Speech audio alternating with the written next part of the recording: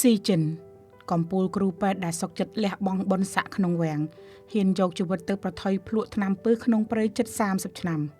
មកដឹងពីខ្សែជីវិតដ៏គួរឲ្យគោរពរបស់កំពូលគ្រូពេទ្យលីស៊ីចិននៅក្នុងប្រវត្តិសាស្ត្រពិភពលោកតើបងប្អូនធ្លាប់ដឹងទេថាតើមានមនុស្សប៉ុន្មានអ្នកដែលស៊ូទ្រាំលះបង់ភាពមានបានទ្រព្យសម្បត្តិនិងបុណ្យស័ក្តិដ៏ខ្ពង់ខ្ពស់ទៅរស់នៅក្នុងព្រៃភ្នំដើម្បីជួយសង្គ្រោះជីវិតមនុស្សក្រីក្រនោះថ្ងៃនេះយើងនឹងមកស្គាល់មហាបុរសម្នាក់ប្រចាំដីចិនបុរាណនាសម័យរាជវង្សមីងដែលពិភពលោកចាត់ទុកថាជាបិតាឱសថបុរាណដ៏អស្ចារ្យបំផុតគាត់មានឈ្មោះថាលោកលីស៊ីចិនលោកកើតនៅឆ្នាំ1518នៅក្នុងត្រកូលគ្រូពេទ្យតជំនាន់នៅស្រុកឈីជូវក្នុងខេត្តហ៊ូប៉ៃប្រទេសចិននិងបានលាចាកលោកទៅវិញនៅឆ្នាំ1593ក្នុងអាយុ75ឆ្នាំឪពុករបស់គាត់មានឈ្មោះថាលីយិនវិនជាគ្រូពេទ្យដ៏ល្បីម្នាក់នៅក្នុងតំបន់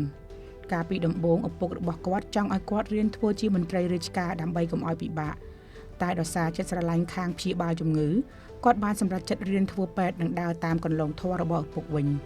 ដោយសារតែមានសមត្ថភាពពូកែខ្លាំងគាត់ត្រូវបានគេអញ្ជើញឲ្យចូលទៅធ្វើគ្រូពេទ្យធំនៅក្នុងព្រះរាជវាំងថែមទៀតផងប៉ុន្តែបន្ទាប់ពីធ្វើការក្នុងវាំងបានត្រឹមតែ1ឆ្នាំគាត់បានសុំលាឈប់ពីតំណែងព្រោះគាត់យល់ថា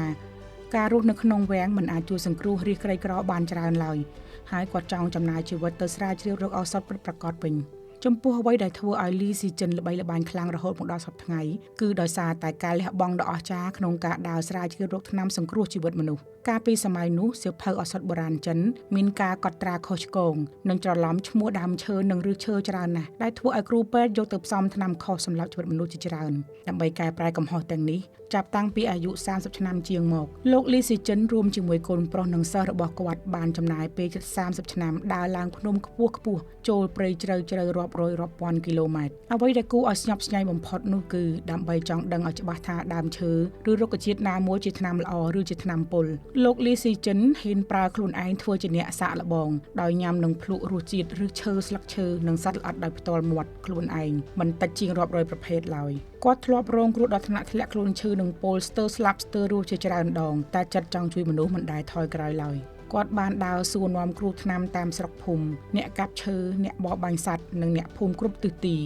ដើម្បីកត់ត្រាព័ត៌មានឲ្យបានច្បាស់លាស់បំផុតរហូតមកដល់ចុងក្រោយនៃជីវិតលោកលីស៊ីចិនបានបន្សល់ទុកនូវស្នាដៃដ៏មហាសាលដែលពិភពលោកមិនអាចបំភ្លេចបាននោះគឺសៀវភៅកំណត់ត្រាឱសថដែលមានឈ្មោះថា Ben Shai Gang Mu ឬហៅថាកម្រងគម្ពីរឱសថបុរាណនៅក្នុងគម្ពីរនេះមានកត់ត្រារុក្ខជាតិសត្វនិងរ៉ែធ្វើជាឱសថជាង1800ប្រភេទនិងមានរូបមន្តផ្សំថ្នាំព្យាបាលជំងឺជិត11000រូបមន្តព្រមទាំងមានរូបភាពគំនូរយ៉ាងច្បាស់ជាង1000ផ្ទាំងទៀតផងស្នាដៃនេះត្រូវបានគេបកប្រែជាច្រើនភាសាជុំវិញពិភពលោកនិងបានក្លាយជាគ្រឹះដ៏សំខាន់ក្នុងការសិក្សាផ្នែកវិទ្យាសាស្ត្រនិងឱសថសាស្ត្របុរាណរហូតមកដល់សព្វថ្ងៃខ្សែជីវិតរបស់លោកលីស៊ីចិនបង្រៀនយើងឲ្យដឹងថា